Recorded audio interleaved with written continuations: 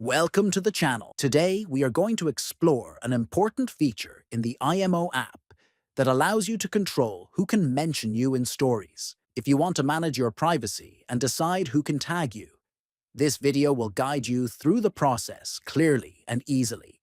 First, open the IMO app on your phone. Next, look at the top left corner and tap on the profile icon.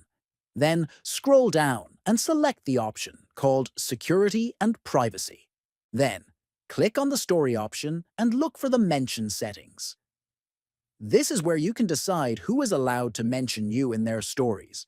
You will see three choices: everyone, my contacts, and nobody. If you want anyone to be able to mention you, select everyone. If you only want people in your contacts to mention you, choose My Contacts. Finally, if you prefer that no one can mention you at all, select Nobody. Finally, once you make your selection, your settings will be automatically saved. If you found this guide helpful, make sure to subscribe to the channel, give this video a like, and share it with friends.